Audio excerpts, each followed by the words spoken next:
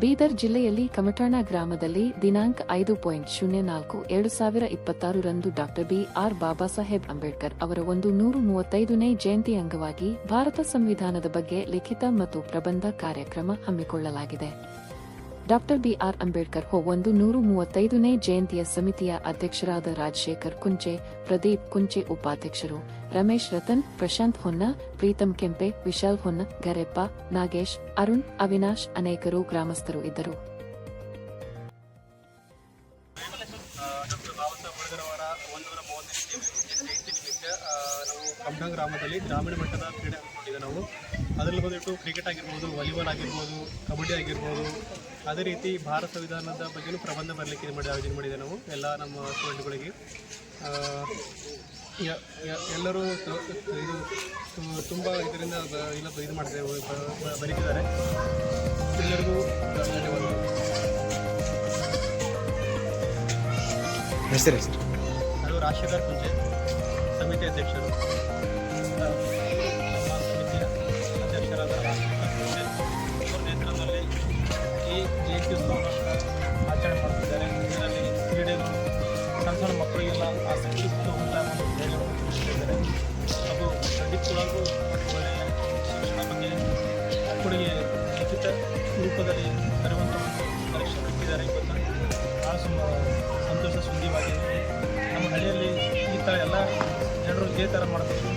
ಒಂದು ಜಯಂತಿ ಅಂದರೆ ಕೇವಲ ಒಣ ಜಯಂತಿ ಇಲ್ಲ, ಅದು ಕುಲದೇವಿ ಬಾಬಾ ಸಾಹೇಬ್ ಬಗ್ಗೆ ಗುರುವಾಗಬೇಕು, ಬಾಬಾ ಸಾಹೇಬ್ ಬಗ್ಗೆ ತಿಳುವಳಿಕೆ ನೀಡಬೇಕು, ಸಂವಿಧಾನ ಬಗ್ಗೆ ಗುರುವಾಗಬೇಕಂತ ಹೇಳಿಬೇಕು. ನಮ್ಮ ಸಮಿತಿಯ ವತಿಯಿಂದ ಈ ಕಾರ್ಯಕ್ರಮವನ್ನು ಮಾಡಿದೆ. ತುಂಬ ಸಂತೋಷ ಸುದ್ದಿ. ಎಲ್ಲರಿಗೂ ಜೈ. ಹೆಸರು ರಮೇಶ್ ರತನ್, ಸಮಿತಿಯ ಗೌರವ ಪ್ರಧಾನ ಕಾರ್ಯದರ್ಶಿ. ಅಂಬೇಡ್ಕರ್ ಅವರ 135ನೇ ಜಯಂತಿ ನಿಮಿತ್ತ ಈ ವರ್ಷ ಒಂದು ಭಾರತ ಸಂವಿಧಾನದ ಲಿಖಿತ ಪರೀಕ್ಷೆಯನ್ನು ಹಮ್ಮಿಕೊಳ್ಳಲಾಗಿದೆ. ಅದರಲ್ಲಿ ಬರುವಂಥ ಮಕ್ಕಳು 6ರಿಂದ 9ನೇ ತರಗತಿ ಮಕ್ಕಳು ಭಾಗವಹಿಸ್ತಾರೆ ಮತ್ತು 10ನೇಯಿಂದ ಡಿಗ್ರಿ ಇರುವಂಥ ಮಕ್ಕಳು ಅವರು ಭಾಗವಹಿಸ್ತಾರೆ. ಅವರಿಗೆ ಆದಂಥ ನಾವು ಪ್ರೈಸನ್ನು ನಿಗದಿಪಡಿಸಿದ್ದೀವಿ. ಈ ಒಂದು ಲಿಖಿತ ಪರೀಕ್ಷೆಯನ್ನು ನಾವು ಮಾಡೋ ಕಾರಣ ಏನಂತಂದರೆ, ಮಕ್ಕಳಿಗೆ ಈ ಭಾರತ ಸಂವಿಧಾನದ ಬಗ್ಗೆ ಅರಿವು ಇರಬೇಕು, ಭಾರತ ಸಂವಿಧಾನದ ಬಗ್ಗೆ ಅವ್ರಿಗೆ ಕಾಳಜಿ ಇರಬೇಕು, ಭಾರತ ಸಂವಿಧಾನ ಓದುವಂಥರಾಗಿರಬೇಕು, ಅದರಲ್ಲಿರುವಂತಹ ಕಾಯ್ದೆಗಳನ್ನು ಅವರಿಗೆ ಪರಿಪೂರ್ಣವಾಗಿ ಭೇಟಿಯಾಗಿರುವಂಥ ಇರಬೇಕು. ಯಾಕಂದರೆ ಭಾರತ ಸಂವಿಧಾನ ಹೆಚ್ಚಿನ ಸಂಖ್ಯೆಯಲ್ಲಿ ಮಕ್ಕಳು ಅದು ಓದಿದ್ರೆ ಏನಾಗ್ತದೆ ಅಂತಂದರೆ, ನಾಳೆಯ ದಿವಸ ಅವರಿಗೆ ಎಲ್ಲೋ ಯಾವುದೇ ವಿಷಯದಲ್ಲಿ ಅವ್ರಿಗೆ ಸಪೋರ್ಟಿವ್ ಆಗಿರ್ತದೆ. ಭಾರತ ಸಂವಿಧಾನ ತೋರಿಸುವುದಿಲ್ಲ. ಆ ಭಾರತ ಸಂವಿಧಾನ ಬಗ್ಗೆ ನಾವು ಪರಿಪೂರ್ಣವಾಗಿ ಅರಿತರೆ ಅವರಿಗೆ ಯಾರೂ ಏನು ಪ್ರಶ್ನೆ ಮಾಡೋಕ್ಕಾಗಲ್ಲ. ಬಾಬಾ ಸಾಹೇಬ್ ಅಂಬೇಡ್ಕರ್ ಒಂದು ಮಾತು ಹೇಳ್ತಾರೆ, ಶಿಕ್ಷಣ ಪಡೆದರೆ ಆ ವ್ಯಕ್ತಿ ಹುಲಿಯಂತೆ ಸಂಘರಿಸ್ತಾನಂತೆ ಅಂತ ಹೇಳಿ ಡಾಕ್ಟರ್ ಬಾಬಾ ಸಾಹೇಬ್ ಅಂಬೇಡ್ಕರ್ ಅವರು ಹೇಳ್ತಾರೆ. ಹಾಗಾಗಿ ಭಾರತ ಸಂವಿಧಾನ ಅನ್ನೋದು ಸಾಮಾನ್ಯ ವಿಷಯ ಅಲ್ಲ. ಇಡೀ ವಿಶ್ವದಲ್ಲೇ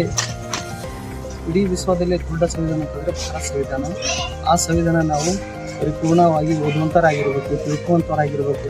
ಈ ಮುಂಬರುವ ಮಕ್ಕಳು ಅದರ ಬಗ್ಗೆ ಕಾಳಜಿ ವಹಿಸಿ ಆ ಸಂವಿಧಾನ ಪೂರ್ಣವಾಗಿ ಓದಿ ಸಂವಿಧಾನವನ್ನು ತಿಳ್ಕೊಂಡಂಥರಾಗಿರಬೇಕು.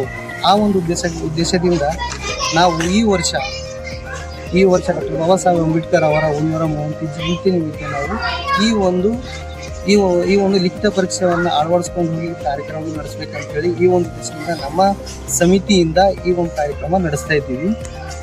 ಮತ್ತು ಮುಂದಿನ ದಿನಗಳಲ್ಲಿ ಕೂಡ ಮತ್ತು ಬೇರೆ ಪ್ಲ್ಯಾನ್ ಇರುತ್ತದೆ. ಭಾರತ ಸಂವಿಧಾನದ ಬಗ್ಗೆ ಸಂವಿಧಾನವನ್ನು ಸಾಮಾನ್ಯ ವಿಷಯ ಅಲ್ಲ, ಎಲ್ಲರೂ ತಿಳ್ಕೊಂಡವರು ಇರಬೇಕು.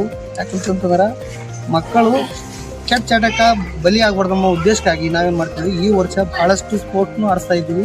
ಆ ಜೊತೆಗೆ ಇದು ಮುಖ್ಯವಾದಂಥದ್ದು ಭಾರತ ಸಂವಿಧಾನದ ಲಿಖಿತ ಪರೀಕ್ಷೆಯನ್ನು ಇಕ್ಕಿದ್ದೇವೆ. ಯಾಕಂತಂದ್ರೆ ಮಕ್ಕಳು ಓದಬೇಕು. ಯಾಕಂತಂದ್ರೆ ಅವರಿಗೆ ಒಂದು ಆಸೆ ಕೊಟ್ಟಿದ್ರೆ ಏನಾಗ್ತದೆ ಅಂತಂದ್ರೆ, ಮಕ್ಕಳು ಎಲ್ಲೋ ನಾವು ಹೋಗ್ತೀನಿ, ಭಾರತ ಸಂವಿಧಾನ ಓದಿ ನಾನು ಇಷ್ಟು ಮಾರ್ಕ್ಸ್ ತರ್ತೀನಿ, ನಾನು ಇದು ಪ್ರೈಸ್ ಪಡಿತೀನಿ, ಈ ಒಂದು ಅವ್ರ ಬಳಿ ಮನೋಭಾವನೆ ಹುಟ್ಟುತ್ತೆ. ಮತ್ತು ಭಾರತ ಸಂವಿಧಾನ ಓದ್ಕೊಂಡ್ರೆ ಅಂತಂದ್ರೆ ಅವ್ರಿಗೆ ನಾವು ಮುಂದಿನ ದಿನಗಳಲ್ಲಿ ಕೂಡ ನಾ ಇನ್ನೂ ಚೆನ್ನಾಗಿ ಓದ್ಕೊಂಡು ಈ ಸಂವಿಧಾನದ ಬಗ್ಗೆ ನಾ ಯಾರಿಗೂ ಏನೂ ಪ್ರಶ್ನೆ ಮಾಡುವಂತನಾಗಿರ್ತೀನಿ. ಅದು ಧೈರ್ಯವನ್ನು ಅವ್ರ ಹತ್ರ ಬಂದಿರ್ತದೆ. ಇವತ್ತಿನ ದಿನ 5ನೇ ತಾರೀಕು ರವಿವಾರ ನಾವೇನು ಮಾಡಿದ್ವಿ ಅಂತಂದ್ರೆ ಇದೊಂದು ನಾವು ನಮ್ಮ ಪ್ಲ್ಯಾನ್ ಇಟ್ಕೊಂಡು ಈ ಒಂದು ಲಿಖಿತ ಪರೀಕ್ಷೆಯನ್ನು ಹಮ್ಮಿಕೊಂಡಿದ್ದೀವಿ. ಈಗ ಮತ್ತು ಸಾಯಂಕಾಲ ಕೂಡ ಈಗ ವಾಲಿಬಾಲ್ನೂ ಇದೆ, ವಾಲಿಬಾಲ್ನೂ ಆಡಿಸ್ತಾ ಇದ್ದೀವಿ. ಬಹಳಷ್ಟು ಸ್ಪೋರ್ಟ್ಸ್ಗಳನ್ನು ನಾವು ಈ ಒಂದು ಜಯಂತಿಯಲ್ಲಿ ಅಳವಡಿಸ್ಕೊಂಡು ಮಾಡ್ತಾ ಬರ್ತಾ ಇದ್ದೀವಿ. ನನ್ನ ಹೆಸರು ಪ್ರದೀಪ್ ಅಂತ, ಜಯಂತಿ ಸಮಿತಿಯ ಉಪಾಧ್ಯಕ್ಷರಾಗಿ ಮಾತಾಡ್ತೀನಿ.